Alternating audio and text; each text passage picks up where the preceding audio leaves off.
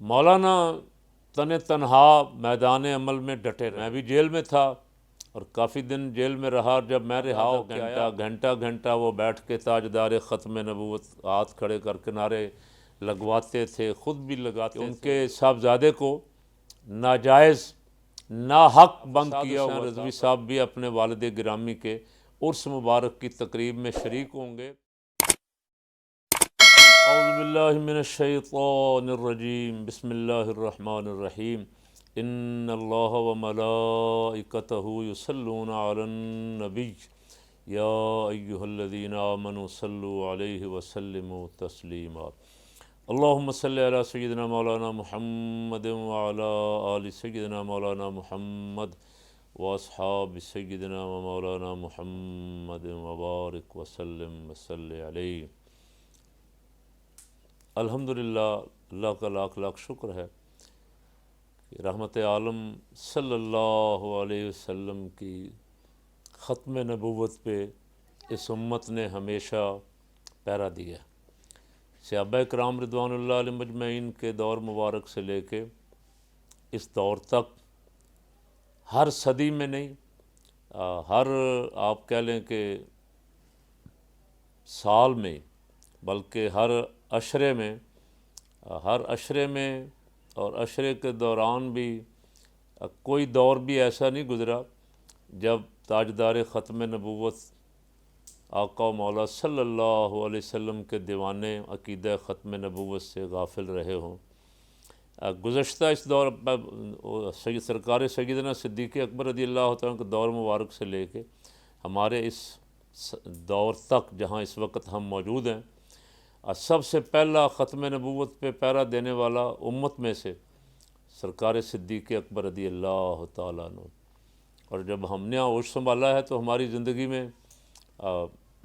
قائد ملت اسلامیہ حضرت امام شاہ احمد نورانی صدیقی رحمۃ اللہ علیہ،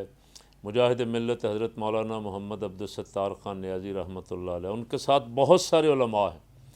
ایک بہت لمبی فہرست ہے، مولانا ابوالحسنات قادری، غزالی زماں، حضرت علامہ سید احمد سعید کاظمی رحمۃ اللہ علیہ سے لے کے علامہ سید محمود احمد رضوی صاحب رحمۃ اللہ علیہ، مولانا خلیل احمد قادری صاحب رحمۃ اللہ علیہ، ایک بہت لمبی فہرست ہے الحمدللہ۔ اس وقت سے لے کے ہمارے بزرگ پہلے 53 میں پھر 74 میں پہرا دیتے ہی آئے ہیں۔ جب بھی کوئی فتنہ، چونکہ قادیانی مسلسل ختم نبوت کے عقیدے کے خلاف سازشوں میں مصروف ہیں، وہ کسی وقت بھی آرام سے بیٹھتے نہیں۔ ان کے جو سرپرست ہیں، حکومتیں بڑی بڑی، وہ ان کو سارا کچھ خرچہ پانی اور شرارتوں کے لیے پورا پلیٹ فارم مہیا کرتے ہیں، اور وہ اس کام لگے ہی رہتے ہیں۔ الحمدللہ میں بڑے فخر سے کہتا ہوں، اللہ اور اس کے رسول صلی اللہ علیہ وسلم کی کرم نوازی ہے کہ سرکار صلی اللہ علیہ وسلم کے غلام بے وسائل ہونے کے باوجود بھی عقیدہ ختم نبوت کے لیے ہر وقت، ہر لمحہ جان، مال، اولاد کی قربانی دینے کے لیے تیار رہتے ہیں اور قادیانیوں کی سازشوں کا پردہ چاک کرتے رہتے ہیں۔ انہی مجاہدین میں سے ایک بڑا نام الحمدللہ امیر المجاہدین حضرت مولانا خادم حسین رضوی صاحب رحمۃ اللہ علیہ، جن کا گزشتہ سال 19 نومبر کو وصال ہو گیا۔ اللہ تعالیٰ ان کی قبر پہ کروڑوں رحمت نازل فرمائے۔ ان کا عرس مبارک شروع ہو گیا لاہور میں مسجد رحمت للعالمین میں، جہاں ان کا مزار بنا ہے، اور 2 روز 3 روز 18، 19، 20 یہ جاری رہے گا۔ تو آج ہم نے بھی یہ مناسب سمجھا کہ حضرت مولانا خادم حسین رضوی صاحب رحمۃ اللہ علیہ کو نذرانہ عقیدت پیش کریں۔ حضرت مولانا خادم حسین رضوی صاحب رحمۃ اللہ علیہ جامعہ نظامیہ میں پڑھاتے بھی رہے کئی سال، اور ان کا جمعیت علماء پاکستان کے ساتھ ایک بہت گہرا رشتہ تھا۔ ان کے استاذ محترم حضرت مولانا عبدالرشید صاحب رحمۃ اللہ علیہ جمعیت علماء پاکستان کی شورا کے رکن تھے۔ ان سے اور ان کو اپنے اساتذہ، جتنے بھی ان کے اساتذہ تھے، حافظ عبدالستار سیدی صاحب دامت برکاتہم العالیہ، مولانا عبدالحکیم شرف قادری صاحب رحمۃ اللہ علیہ، اور باقی جو بھی اساتذہ سے تھے ان سے انہیں حضرت مولانا شاہ نورانی رحمۃ اللہ علیہ کی محبت انہیں ورثے میں ملی تھی،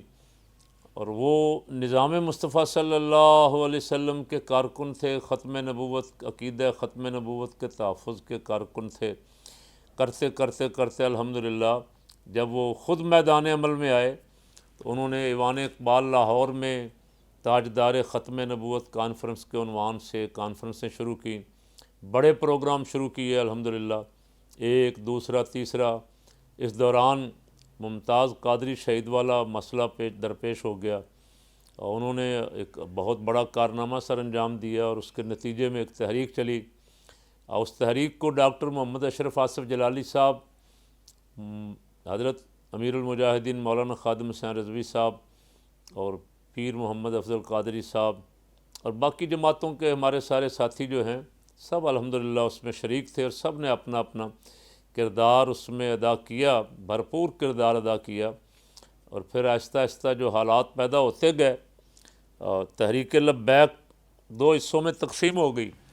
ایک حصہ ایک کے چیئرمین ڈاکٹر محمد اشرف آصف جلالی صاحب، اور ایک کے حضرت مولانا خادم حسین رضوی صاحب،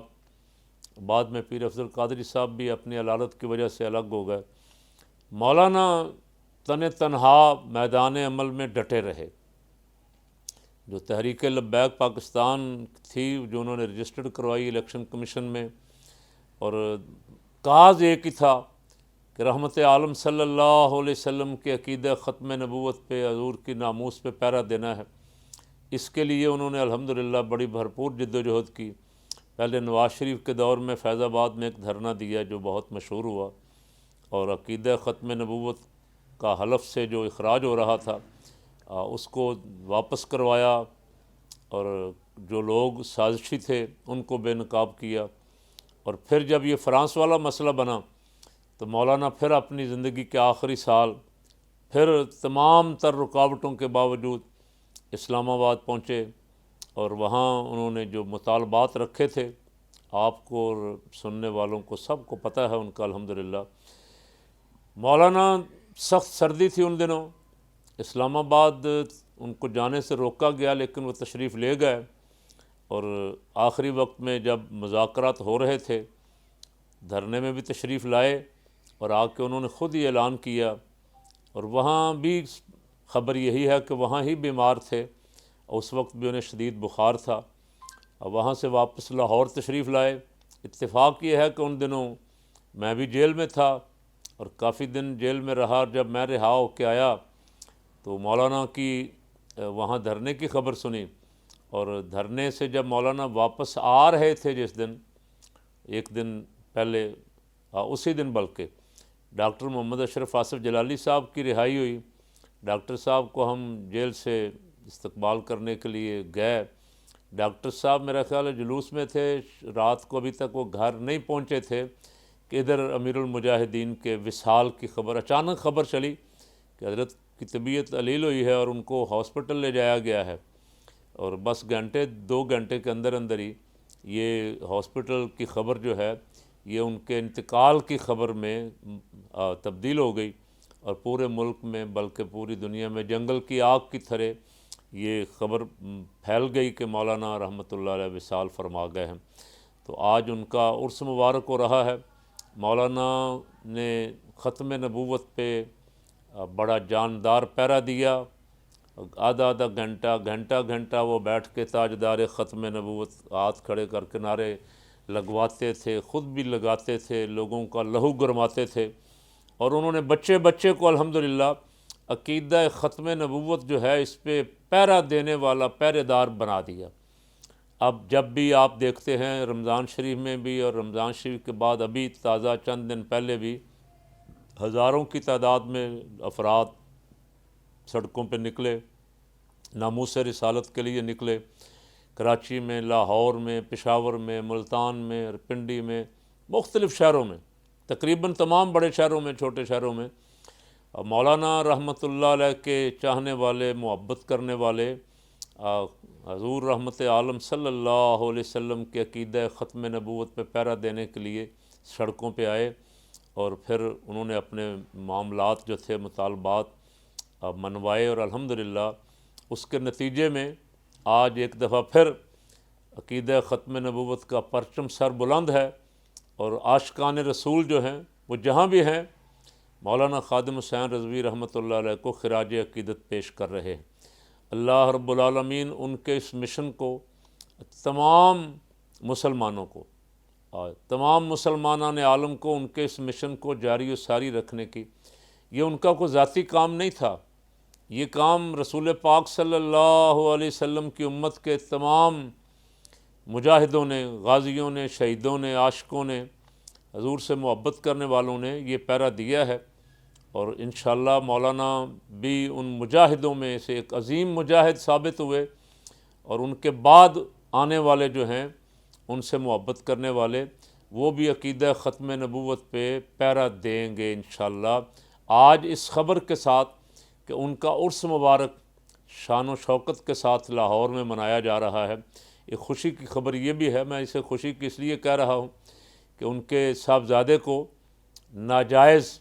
ناحق بند کیا ہوا تھا، بغیر کسی مقدمے کے، بغیر کسی الزام کے، آج ان کی بھی رہائی ہو گئی ہے، اور خوشی ہے کہ حافظ سعد حسین رضوی صاحب بھی اپنے والد گرامی کے عرس مبارک کی تقریب میں شریک ہوں گے، اور اس کی عرس کی تقریبات کی خود نگرانی کریں گے، آنے والے مہمانوں کا استقبال کریں گے، اور مجھے یقین ہے کہ عرس پہ وہ بھی اور باقی تمام کارکنان بھی کھڑے ہو کے عہد کریں گے کہ عقیدہ ختم نبوت اور ناموس رسالت والا جو مشن مولانا چھوڑ گئے ہیں ہمارے لیے، انشاءاللہ ہم سب مل کے اس پہ پہرا دیں گے۔ اللہ حضور کے سارے عاشقوں کی جنہوں نے جانیں قربان کی ہیں، رحمت عالم صلی اللہ علیہ وسلم کی محبت میں زندگیاں لگائی ہیں، اللہ ان کی قبروں کو نور سے بھر دے، کروڑوں رحمتیں نازل فرمائے، ان کا مشن انشاءاللہ ہمیشہ جاری و ساری رہے گا۔